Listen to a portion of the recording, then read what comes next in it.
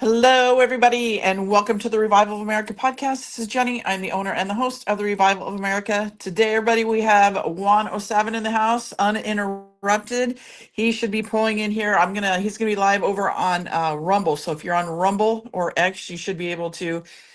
I think he's driving. He's traveling again, everybody. So you'll get to see him driving. So everybody, he's just gonna go through his presentation. He's gonna probably talk a little bit about the fighter summit that he had in Las Vegas. Of course, I believe he'll talk about this national emergency that Donald Trump has been talking about here recently. Just actually last night he signed or he put a post out on his Truth talking about, and then of course the whole Q thing from the White House talking about quantum, right? So those are the things that I would like him to touch on. So questions wise, we more than likely won't get to it. But just sit back, relax, everybody, enjoy, because again, Juan is another one that gets you to where you want to be at some point in the conversation. He will get to hopefully answer whatever questions you may have.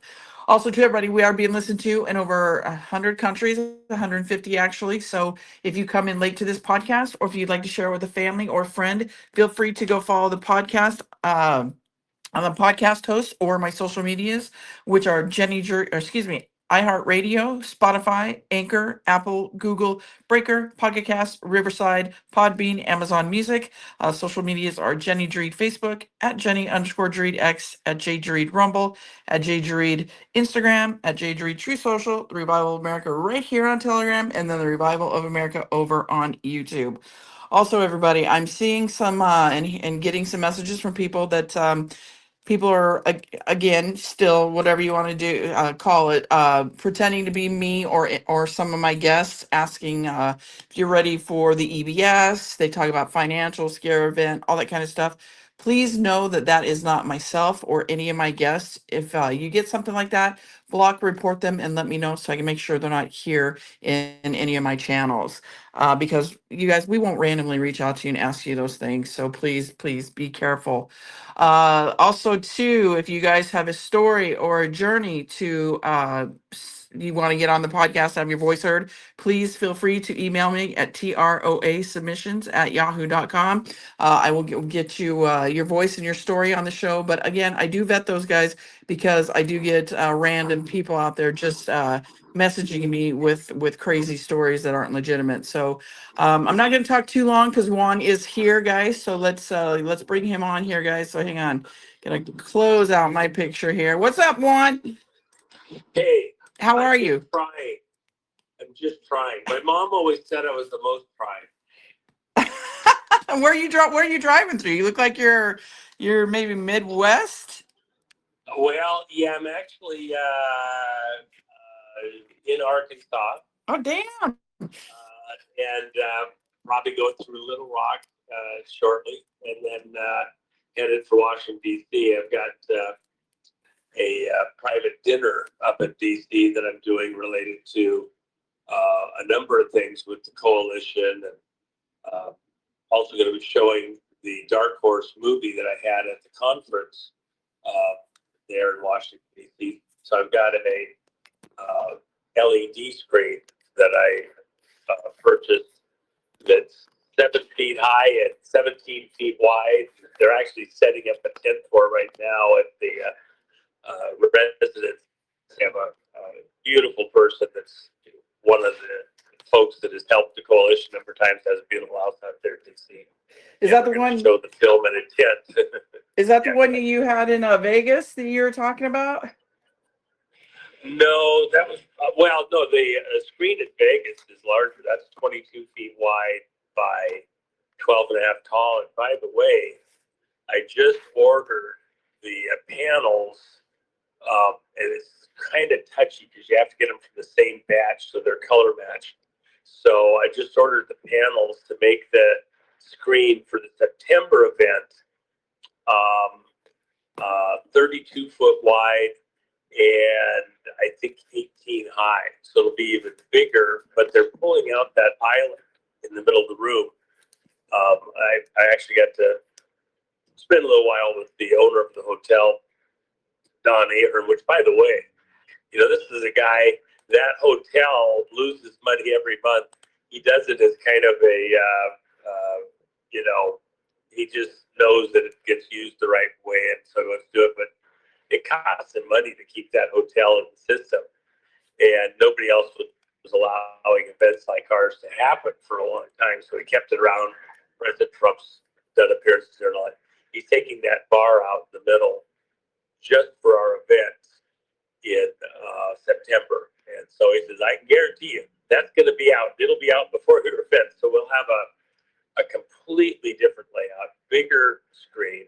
And then some of the speakers, oh my gosh, we had such a great one, this last one. And so a number of people just are chomping at the bit to be able to present. So we're actually having to cut a very sharp pencil on who's going to get to present at this next event. It'll be a day longer. So 3.5 days, technically 4, but for this coming event, whereas we had 2.5 right on the last one. And then we have 4 different major movie releases, Dark Horse and 3 others that are on the slate that should be epic. So we're actually going to dedicate the evenings, each one, to a major movie event. We'll get the popcorn out, just relax that, but it's going to be awesome. So what are the other 2 movie? I'm glad you're talking about that, because those are there's 3 topics I would like for you to cover today, kind of what's kind of going on out there right now, and then of course add whatever you want to add to. But what are the other 2 movies that you're talking about? So we know the Dark Horse. We're trying to get that out. Well, I'm going to save that for a surprise. Okay. I'm telling you what, because I have great ties into the Hollywood stuff, and we have a couple of people that want their thing in there, and so I've got to really, everybody's going to have to bring a sharp pencil to, why is this one the most important one compared to the other ones, and so I'm pretty sure one of them, though, that I can talk about is Chris Burgard's Remember the Alamo, Don't Sharia My Texas. And he's doing a major release on that on the 28th of this month, Sunday, down in Texas. I hope people that live down there in the Dallas area go to it.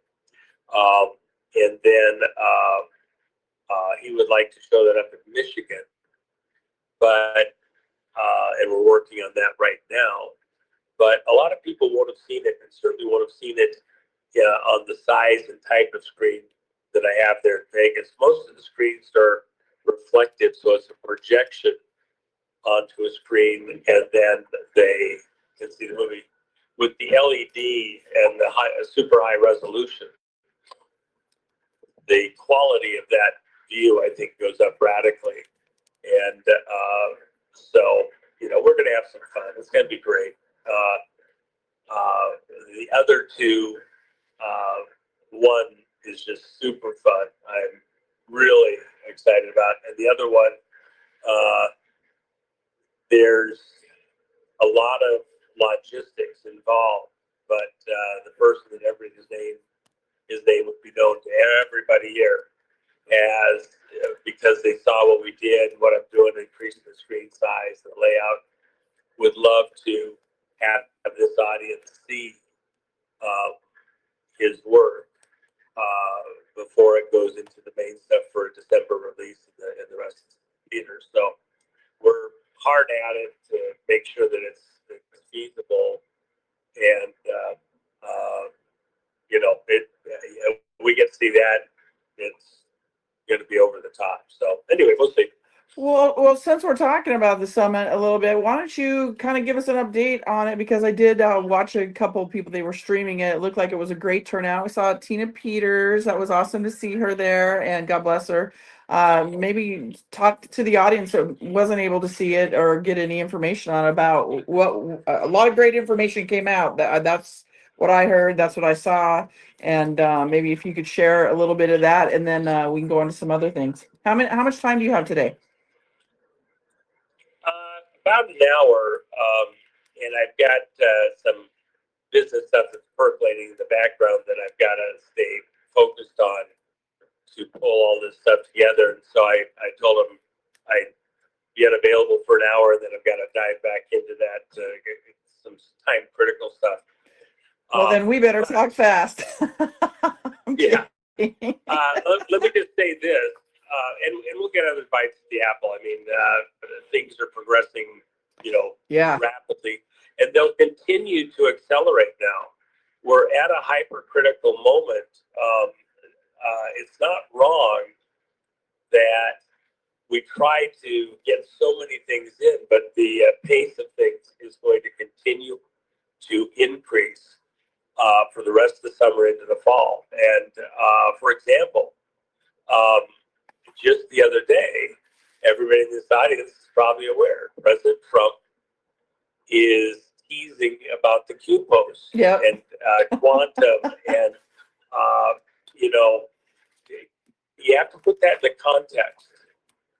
President Trump has recently, several times, actually since last year, spring of last year, said I was 45, 46, although I don't really want to take credit for that, and 47. And, a lot of people have noted how he does the dash 45 dash 47. Well, you would normally think, it's not 45 comma 47, it's dash 47. Well, that would be inclusive. And so one of the people at the White House tried to correct it and just put a comma. Well, proper, no, dash. Yep, continuance.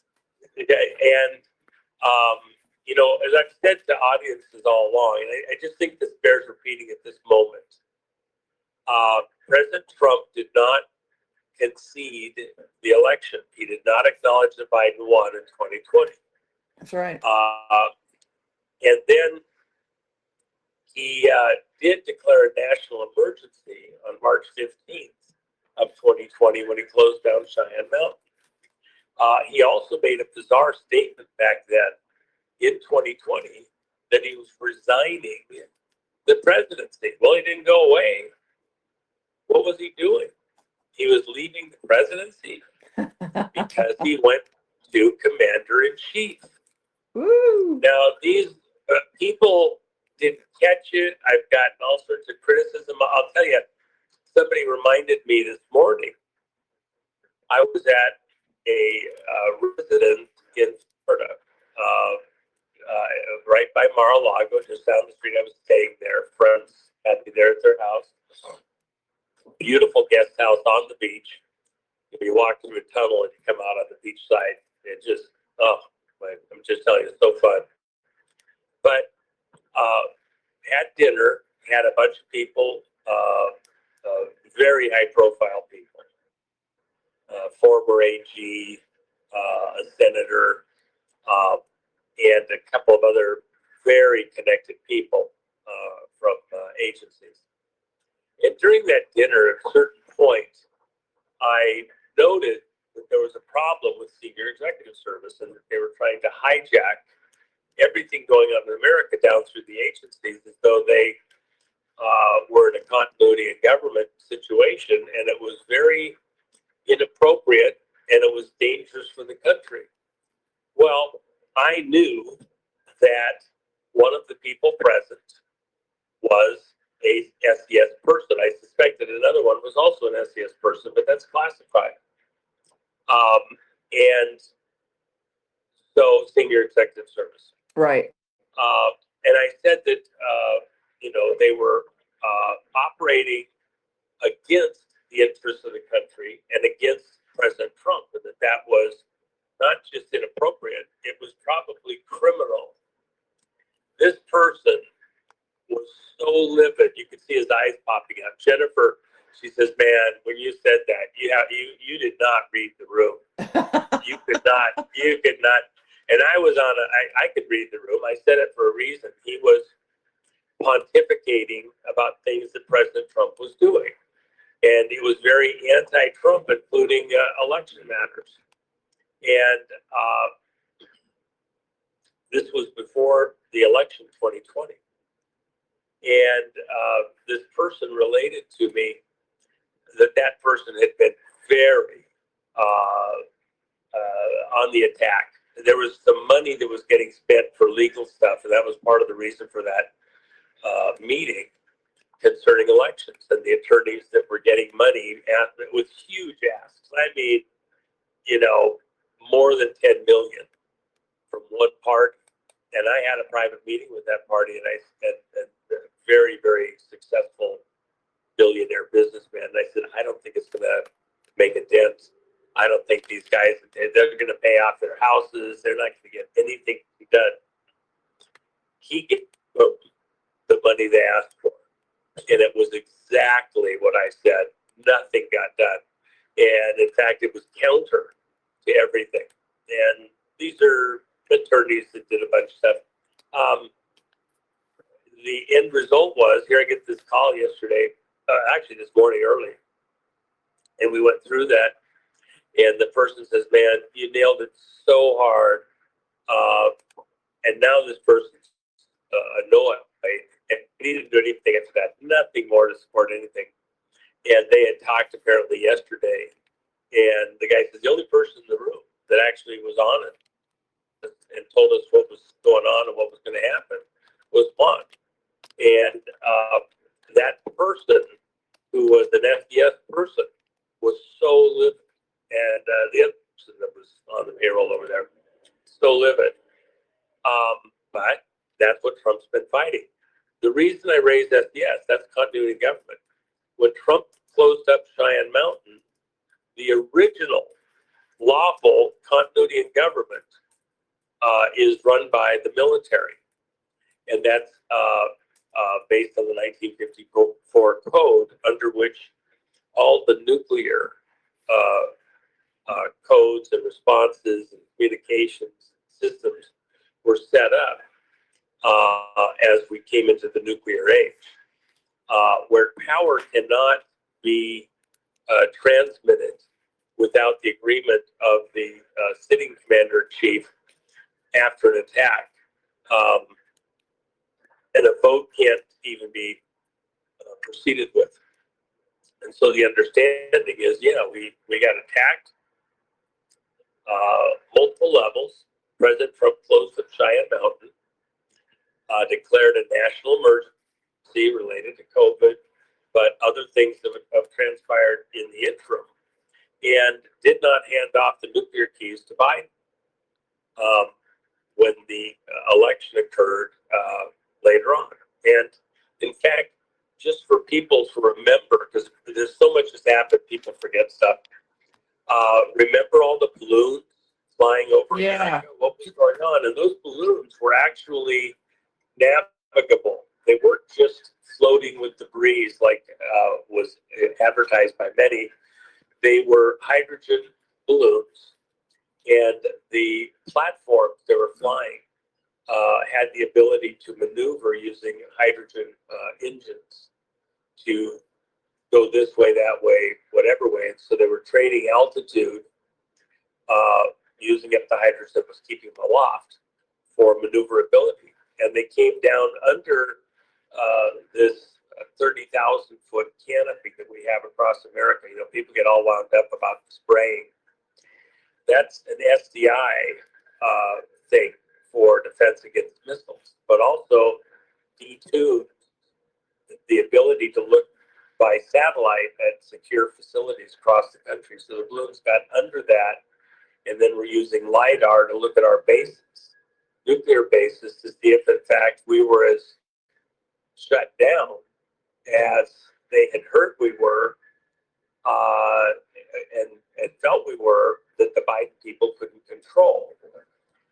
And they flew over all of these critical locations and found out, they are locked up. So there's been a war going on right in plain sight that most people have no knowledge of, zero knowledge of. They just don't get it. And that's coming out. The raid at Mar-a-Lago was related to the biscuit, which is the card that the president or commander-in-chief keeps on his person at all times. And according to the relevant codes, you must have that card on your person or within arm's reach at all times. You cannot hand it off to any other person. You can't give it to the first lady, here, hold my card while I adjust my tie. You can't leave it with your kid, hey, put this in your sock drawer in case I ever need it. It has the response codes in case for attack with the WMD, including nuclear. When they wanted to strip search the president with the arrest, they were looking for the card. When they went into Mar-a-Lago, they were looking for the card. They couldn't find it. Why? Why did President Trump have this psychological examination, mental examination, plus the physical after he'd left the presidency and broadcast that widely? The doctor saying that he was not just in great physical health, but also mental health with an astounding memory. Because when he was at Cheyenne Mountain and he shut down the country under a national emergency, shut down the mountain under a national emergency, the only place on the planet that he could leave that card was at Cheyenne Mountain legally, unless he had it on his person. He still had the codes on his person because he memorized them. And that medical was for the benefit of the people running Cheyenne Mountain, the president, the generals, that he was in full physical, mental health, his faculties, and available if needed, if we got into some kind of a national emergency under attack with the WMD and had to respond. He had it all. So the president saying he was 46 is referring to the fact that he retained that authority and Biden never got it. You can bring the briefcase anywhere Biden is, follow him around, everything else. If you need him, he doesn't have the codes. He can't do anything.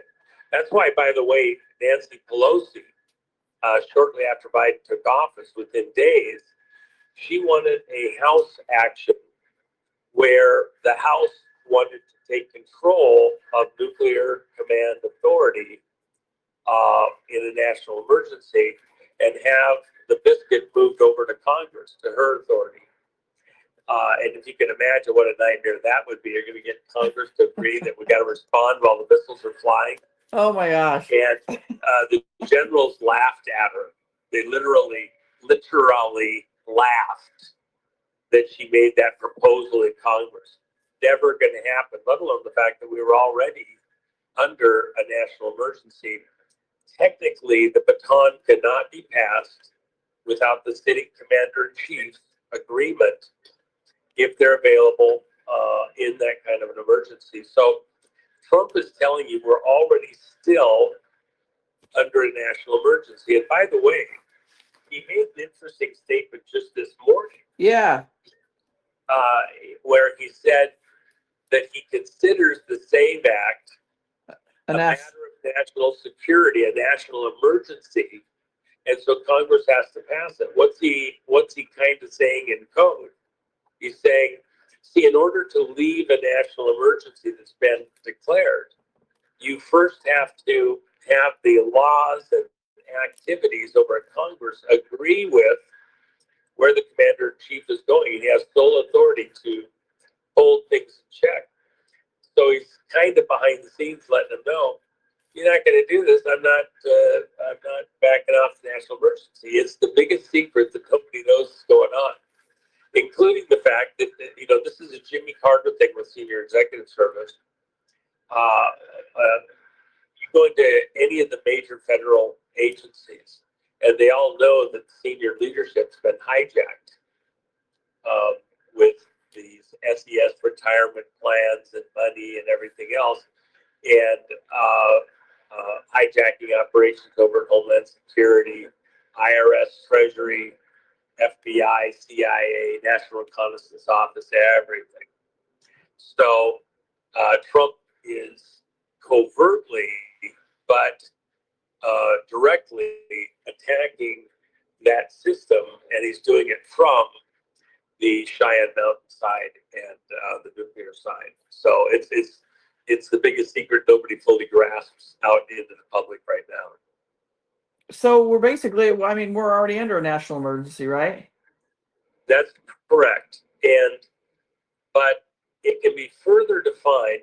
And so where I believe this is going, Okay. I think I'm very much right on this. And, you heard me talking with Peter Tickton. And Peter Tickton said he was going to make what he felt was the most important speech of his life at the summit.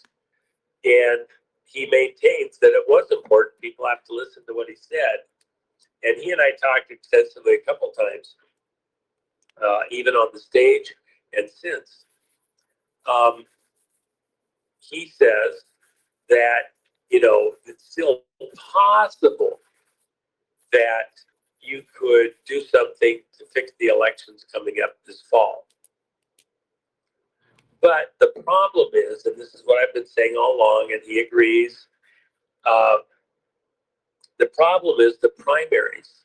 Even if you could fix the way the vote is handled, who's voting, everything else for the general election in the fall here of 2026, the problem is you already have fraudulent primary votes where people have got onto the main ballot that are there through fraud within the way that the primaries were handled. So now you've got the only choice you have at the main election is bad and worse on many of these offices.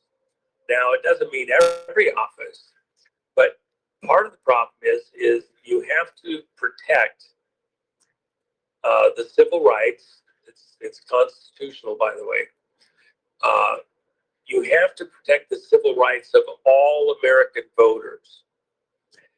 So if you have a fraudulent election for state senator in Oregon or California or governor, their actions affect the whole country.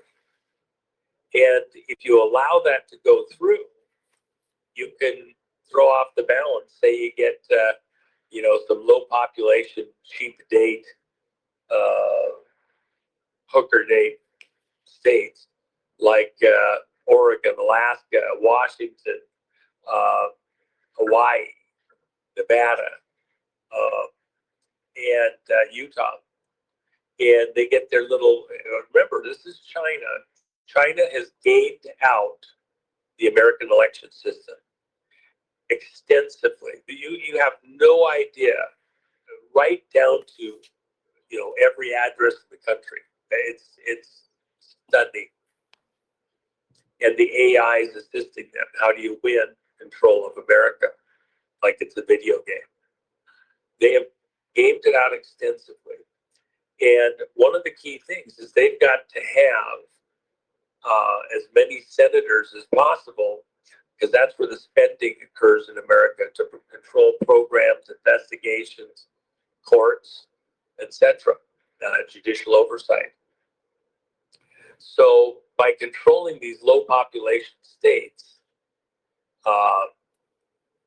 they can control what happens over in the Senate. Everything else is a gift. House stuff, state stuff, all that as a gift. That's frosting on the cake. It's the senators that are the key.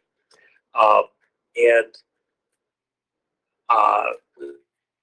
the elections, even letting Trump get into office, because the optics wouldn't have worked. It would have been too obvious this last time.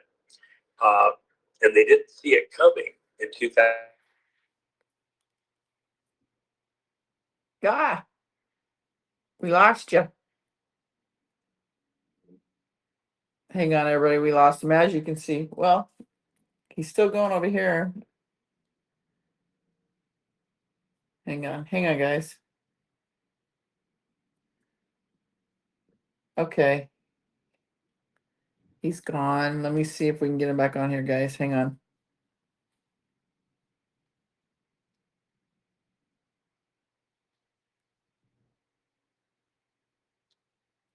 Bear with me, everybody. Hang in there.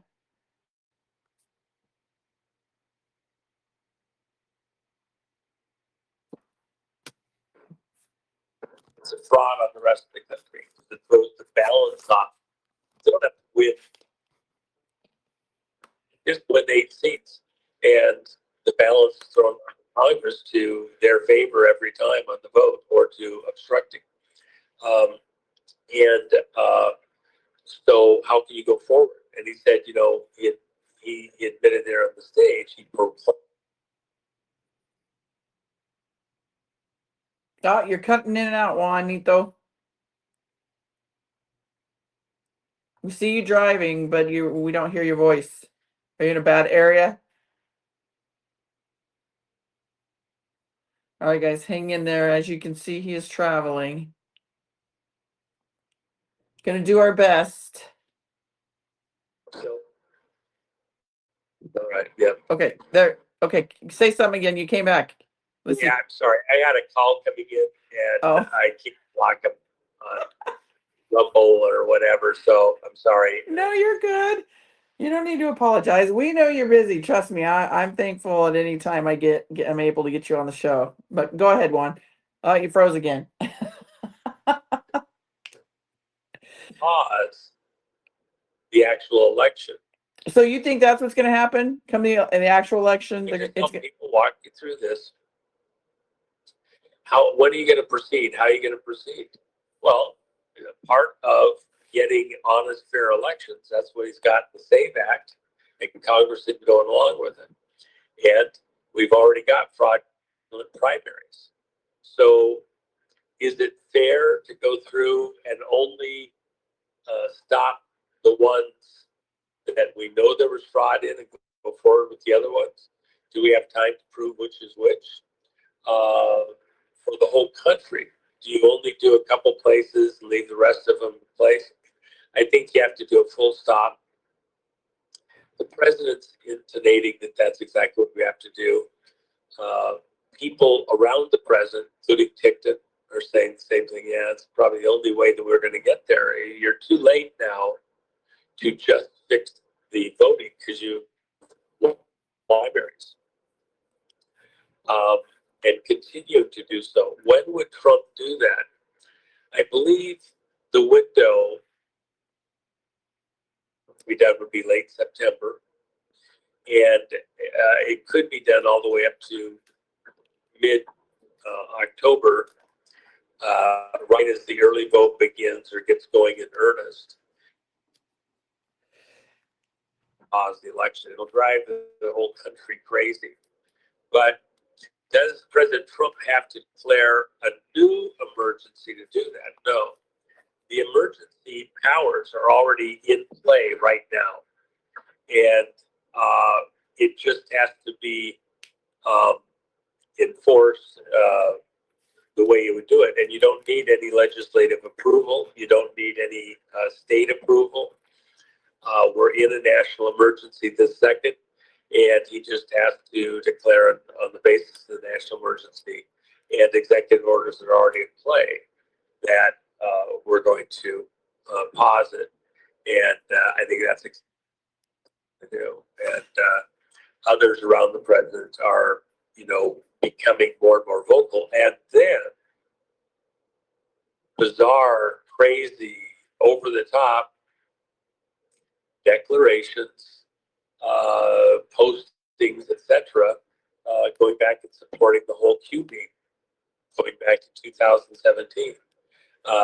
Shocking. So what is that? What do you think that looks like? So they pause it, and they pause it, in your opinion, how long? And then where do we go from there? Because we know these elections are all fraudulent, right?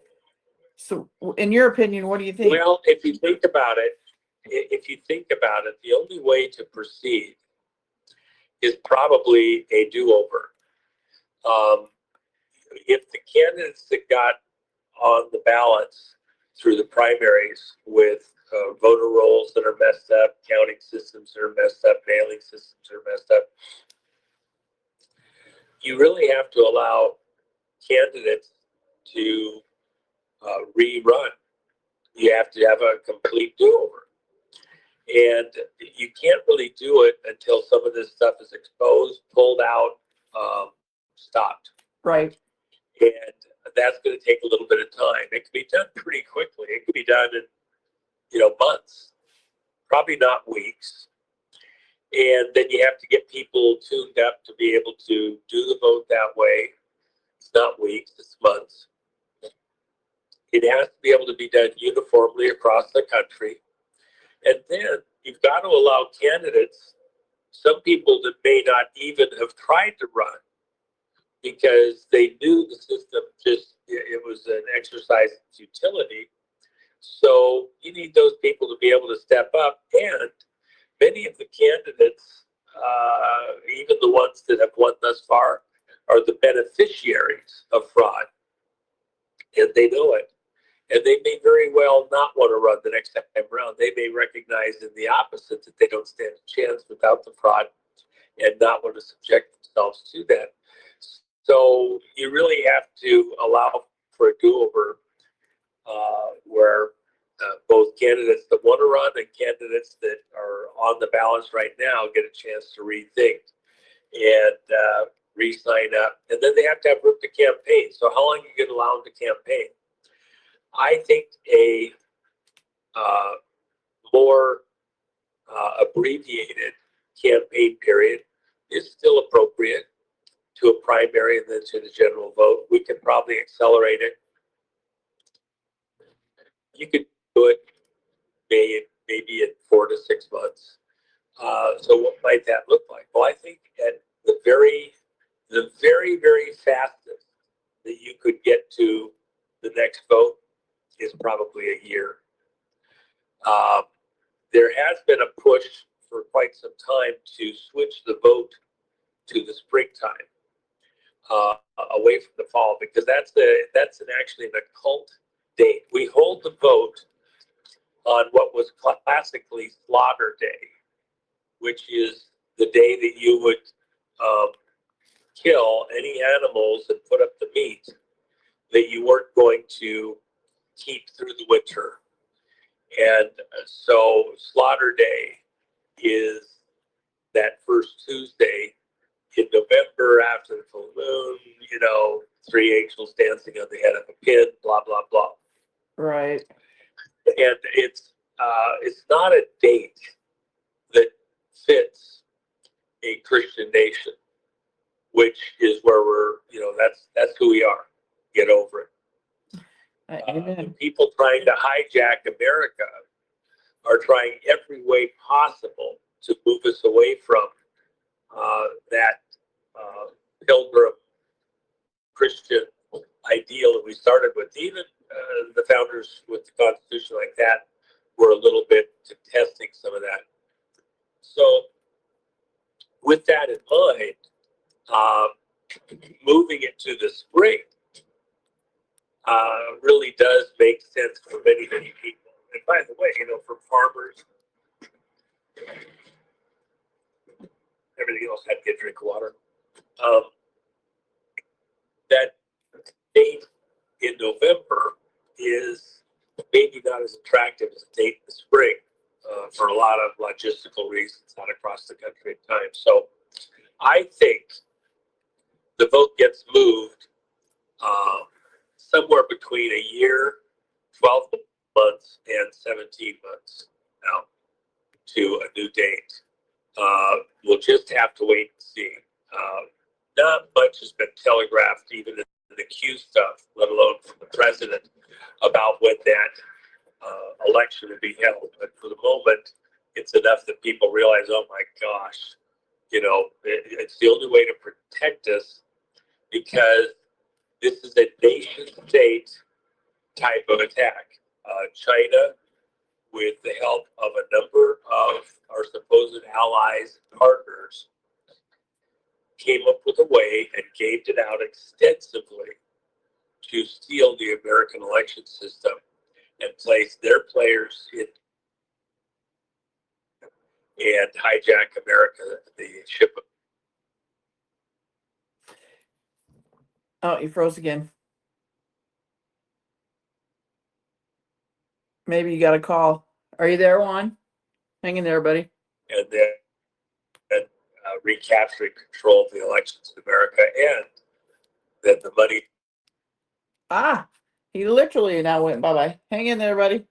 He might have got another call. Until he comes back, everybody, today's show with Captain Kyle, we had that scheduled for 6 p.m. today. Oh, there he is. Go ahead, Juan. We lost you again. Yep. And by the way, oh, gotta love it. We lost you. We can't hear you. You're frozen. Hang in there, guys. He's popping in out. But anyway, real quickly, with Captain Kyle, it was supposed to be at 6 p.m. tonight. We forgot it was the rally of all to end all rallies tonight with Donald Trump. So Captain Kyle will be next Wednesday, 6 p.m. All right. You came back. We met. Did you get a call? Because we missed a lot of it. Yeah, probably. I didn't see it. So okay, so I don't know where you left off. Yeah. Okay. So Mark Cook, who's a member of Unauthorized, our 501c4, and has been there all the way along.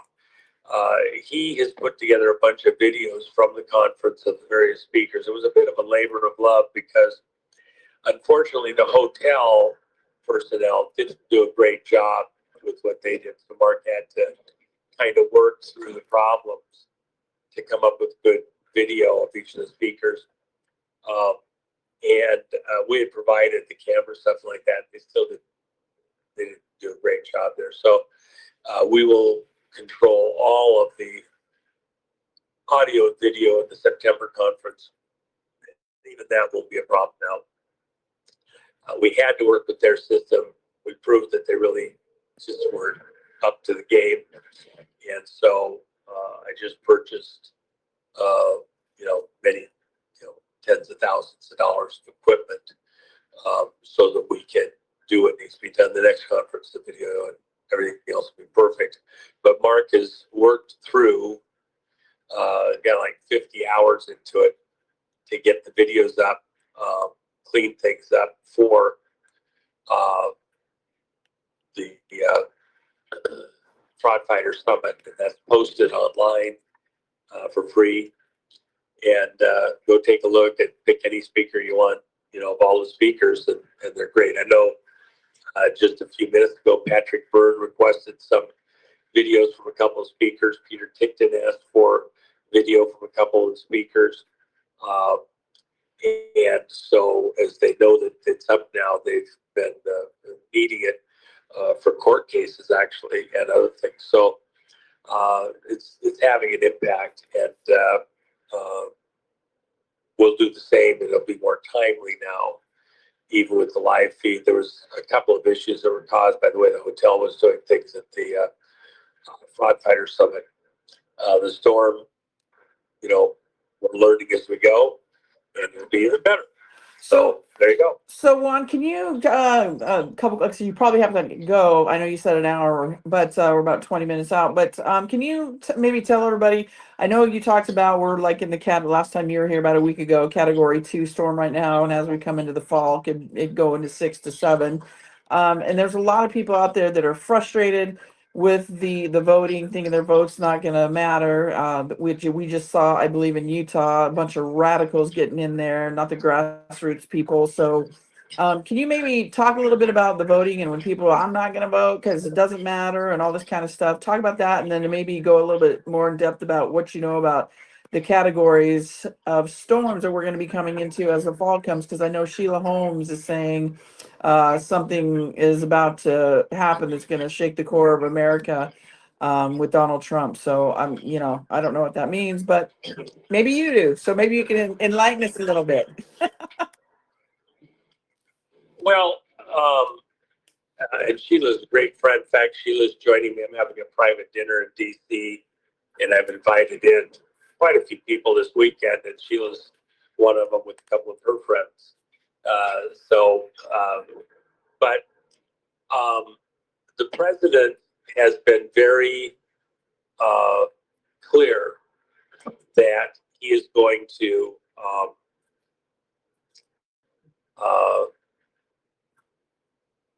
you know, hey, look at that, 107 JFK Boulevard. Squirrel. What do you think that means? 107 JFK Boulevard. Come on. Well, look at that one. Who would have thought? Yeah. Anyway. Nothing's a coincidence, everybody. Go ahead, Juan. It's a coincidence. It's a coincidence. Someday I'll tell the story. Okay. So anyway. We can't wait. It's not for today. So. You said the president's been very clear. He is being clear that we're coming into a very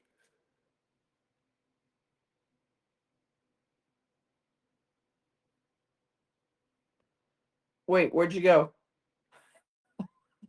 Can't hear you. Juanito. Oh, there. Okay. Say something. We hear you driving.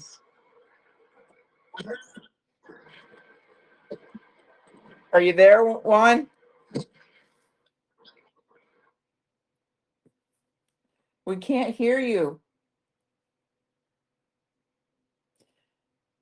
As it was getting good, everybody. It got interrupted with Juan, not by me. If you can, Juan, say something. Okay, hang tight, everybody.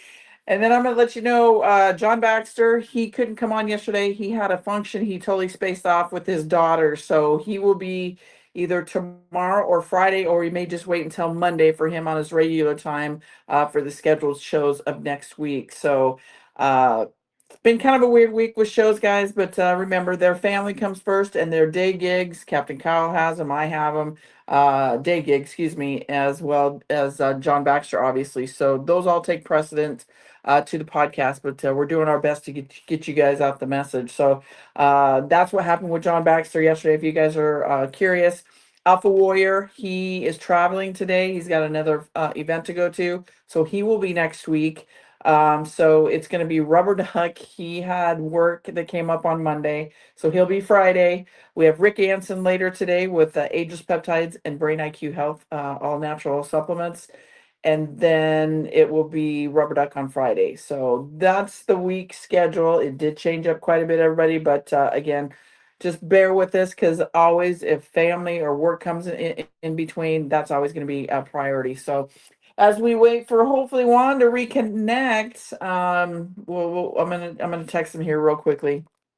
And you over here on Telegram, you guys able to hear Juan okay? It looks like he might be reconnecting, everybody. Hang on. I don't know. If you guys can hear okay on Telegram, raise your hand so I know you guys can hear okay.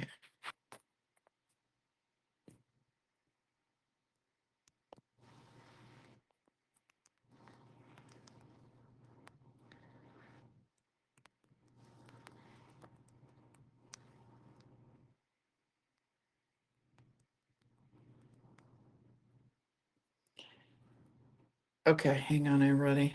Seriously. Okay, good. Yay! Thank you, guys. Oh man.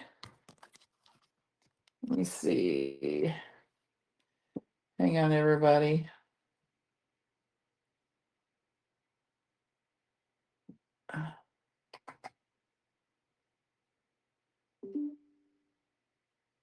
Okay. I want to see him reconnecting. Let me see this.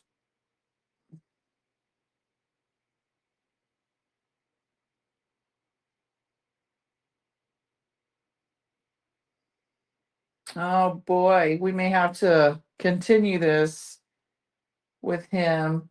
So we'll hang tight here a little bit longer, everybody. See if he will reconnect. See what he says here. He may just be in a bad spot. Although it looked pretty, looked like he was kind of coming into, looked like Little Rock or something. I don't know. Okay, guys, let's see.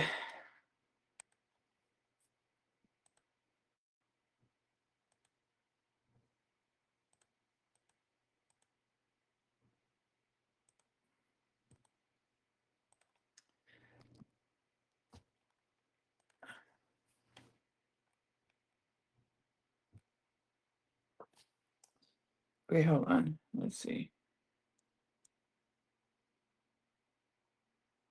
Yeah, let's see him reconnecting, everybody.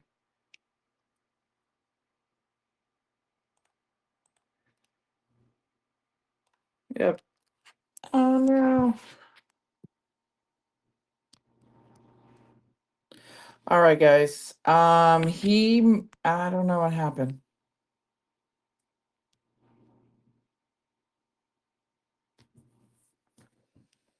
All right, well, he doesn't look like he's able to reconnect, guys. So we may have to, I'll have to maybe try to reschedule him to finish this off because he was getting into good, I mean, he gave us a lot of great information, guys, a lot of new information. Um, but I really kind of wanted to see what was going to happen in his opinion, as he spoke last time. You know, by the end of this year, into the fall, he was thinking we were going to be in the category 6 to 7 um, storm. So what is it? What does that maybe kind of look like? So bear with me, guys. I'm just trying to text him again.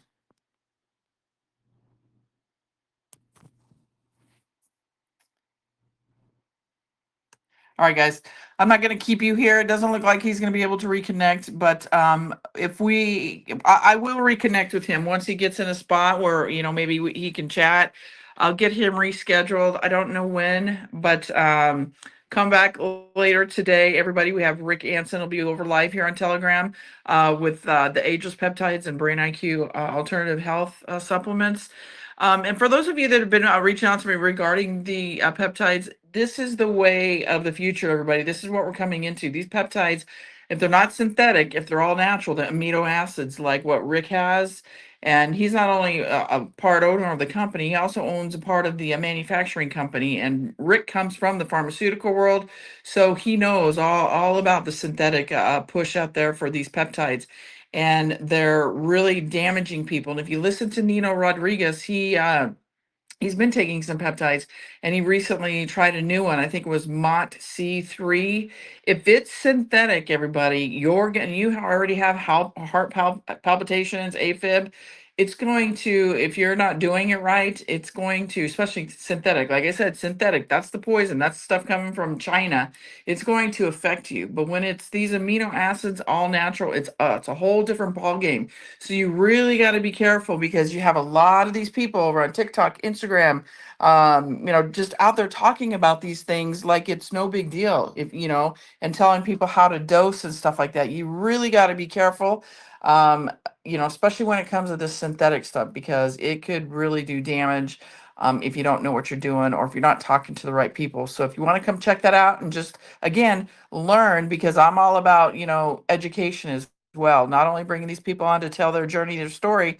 It's all about educating everybody for what's to come in the future. And we all know our medical world is changing dramatically. So that'll be at 1 p.m. Pacific Standard Time, 4 p.m. Eastern Time. So with that, everybody, thank you all for joining me. I do apologize for the inconvenience with the disconnection of Juan, but like I said, we will get him back on here as soon as I can. He is going to be coming on here a little bit more often, so I'm stoked about that. But watch for that date and that time, and we'll finish out this conversation. So with that, everybody, God bless you all. I hope to see you on my next show with Rick Anson at 1 p.m. Pacific Standard Time. God bless everybody and have a great rest of your day. Take care.